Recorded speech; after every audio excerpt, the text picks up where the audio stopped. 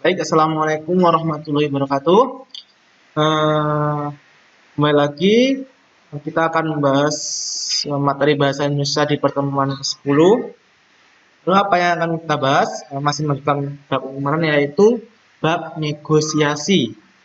Nah, ini saya bacakan lebih dahulu KD-nya. Untuk KD 3.10 yaitu menganalisis pengajuan, penawaran, dan persetujuan dalam teks negosiasi yang berkaitan dengan bidang pekerjaan lisan maupun tulis.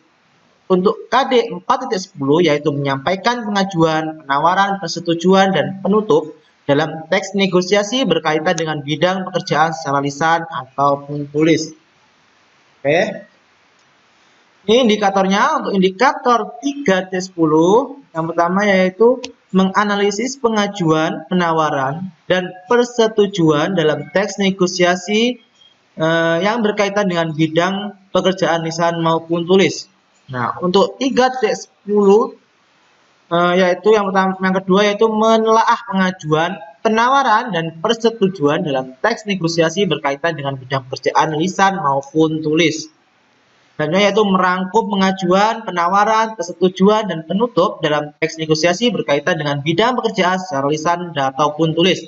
Dan yang terakhir yaitu menyimpulkan pengajuan, penawaran, persetujuan, dan penutup dalam teks negosiasi berkaitan dengan bidang pekerjaan secara lisan ataupun tulis.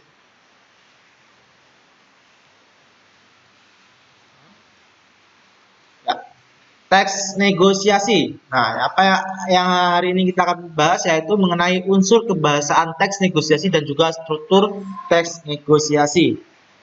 Yang pertama yaitu struktur teks negosiasi. Ada apa aja? Nah, ini yang pertama yaitu orientasi. Apa orientasi itu? Yaitu kalimat pembuka ataupun awalan untuk memulai percakapan. Umumnya dapat berupa salam ataupun sapa. Jadi kalimat pembuka dalam teks negosiasi itu namanya orientasi. Nah, yang kedua yaitu pengajuan. Apa pengajuan itu? Pengajuan yang mencoba untuk mendapatkan kepentingan yang diinginkan dari penawar. Itu namanya pengajuan. Oke.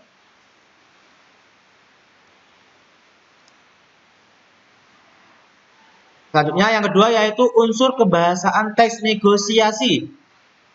Nah, di sini unsur kebahasaan teks negosiasi itu ada pasangan tuturan dan juga kalimat persuasif. Nah, kalimat tuturan. Nah, ini ada macam-macam kalimat pasangan tuturan. Yang pertama yaitu mengucapkan salam dan membalas salam. Jadi ada ucapan salam dan juga ada balasan salam. Itu pasangan tuturan yang pertama. Lalu pasangan tuturan yang kedua yaitu bertanya, pihak satunya menjawab ataupun tidak menjawab. Itu pasangan tuturan yang kedua yaitu bertanya dan menjawab. Nah, yang ketiga yaitu meminta dan memenuhi. Jadi ada yang meminta, pasti ada yang memberikan atau yang memenuhi, ataupun bisa juga yang menolak permintaan. Itu namanya pasangan tuturan yang ketiga yaitu meminta dan jawabannya itu apa? Memenuhi ataupun menolak permintaannya.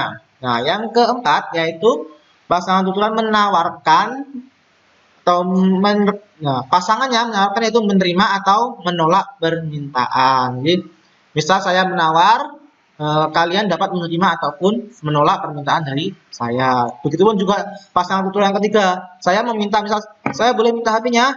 Ya, jawaban kalian memenuhi atau boleh itu memenuhi. Kalau tidak, jangan, ini HP milik saya. Itu untuk menolak permintaan. Itu jadi pasangan tuturan itu ada 4. Yang pertama mengucapkan salam atau membalas salam. Yang kedua bertanya atau menjawab ataupun tidak menjawab. Yang ketiga meminta atau memenuhi dan ataupun menolak.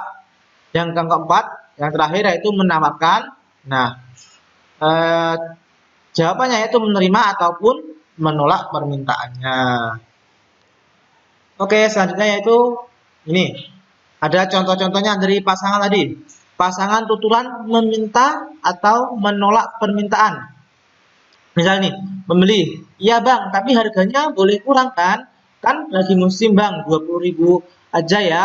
Nah, itu meminta. Jadi ada pembeli untuk meminta harganya dikurangi. Nah, gimana penjual soalnya menolak atau menerima?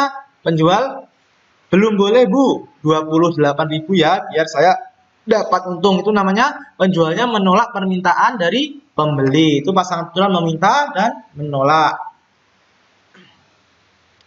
Kalimat yang bertujuan untuk membujuk. Nah, ini pembahasan yang kedua yaitu kalimat yang bertujuan untuk membujuk atau mempengaruhi pihak lain dengan bahasa yang tepat atau kalimat persuasif. Jadi kalimat persuasif itu adalah kalimat yang bertujuan untuk membujuk, untuk mempengaruhi pihak lain dengan bahasa yang tepat. Jadi awalnya pihak lain tidak setuju, karena kalian membujuknya, jadi bertujuan untuk dapat menerima. Itu namanya kalimat persuasif. Ada contohnya. Nah, ini. Ayah, tenang saja, semuanya sudah aku pikirkan. Ayah, doakan saja biar aku mudah meraih cita-cita. Nah, ini tanggapan dari ayah. Ya sudahlah.